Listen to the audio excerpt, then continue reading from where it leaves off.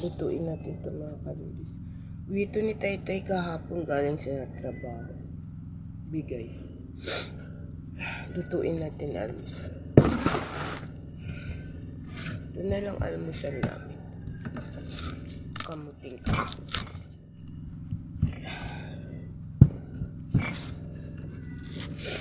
Lalagyan ko sana ng asukal. Kaya lang ulit ko.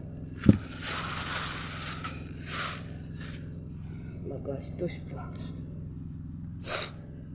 Sasain ko na lang tapos sauka ng niyog.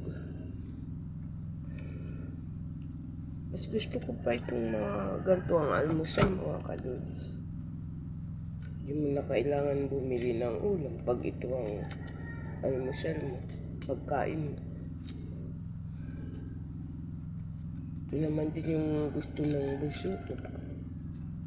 Para daw, di ka na mag-isip ng ulam. Kumusta na po ba kayo mga kaludis?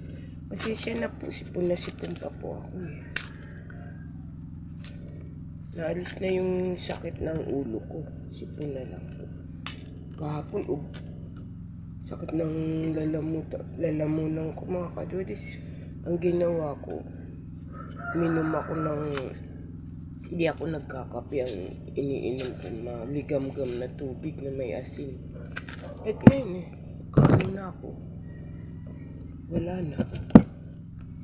Sipon na lang.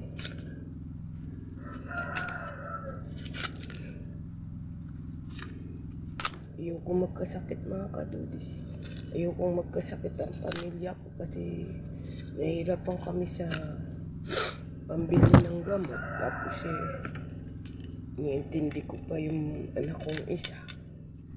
Mahirap may sakit.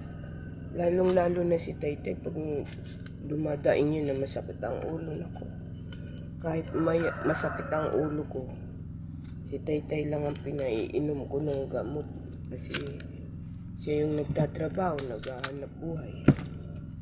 Pag yun hindi makapaghanap buhay, lalong hindi tayo makakakain. Lalo mga pinagkakautangan ko baka lalong magalit.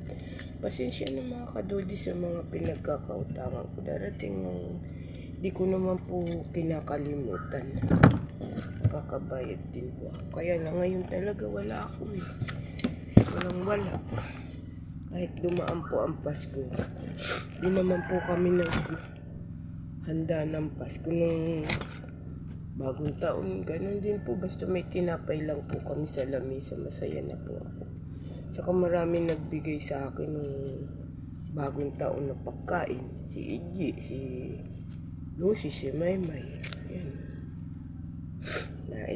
Na kain namin. Tsaka ang Nana Dufes, doon gumagawa si Taytay tuwing uwi. May uwing ulam na manok. Kaya nalilibre po tayo sa ulam. Pero mas gusto ko mga kaludis ulam may isda. Wala tayong mapagkunan dahil wala naman humuli. Di pa humuhuli si Taytay eh. Natitis. Magpapasalamat ako na kahit pa paano magkabit pa kami bigas. Dahil maraming nagbigay nung Pasko kay Taytay tsaka kay Raymond. Marami. Kaya problema lang natin ulam. Pero walang ulam, kakakain kami kahit asin lang ang ulam, tubig eh.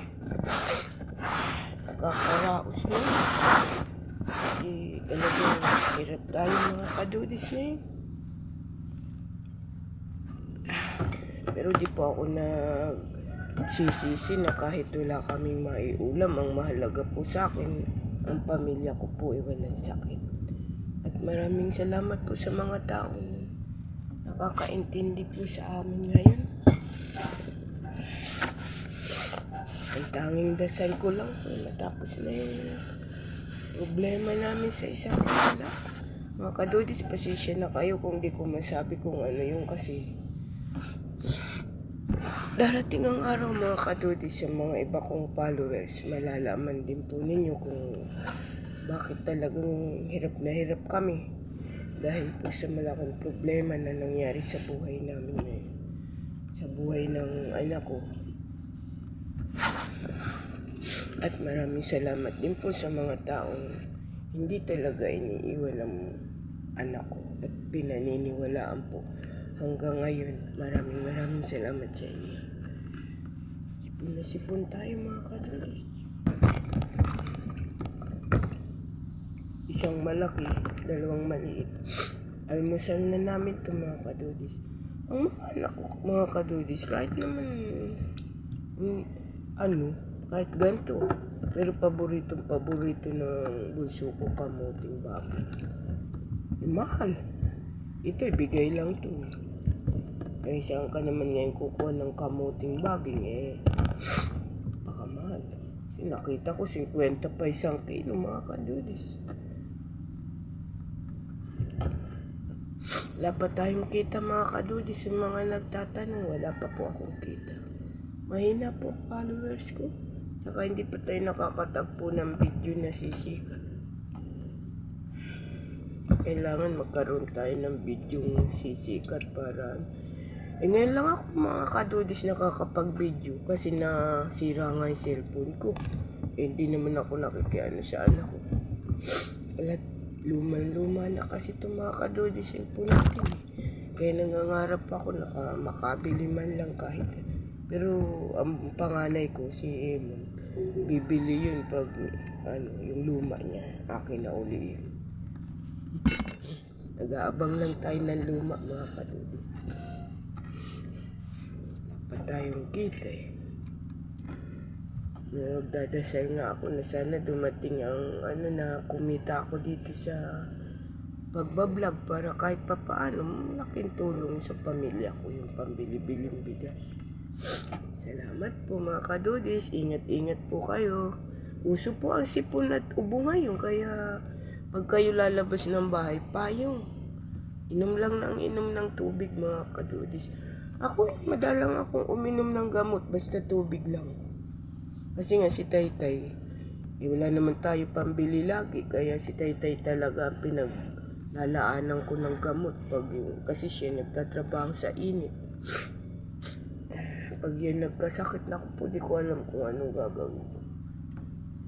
Bye-bye mga kadudis, ingat po.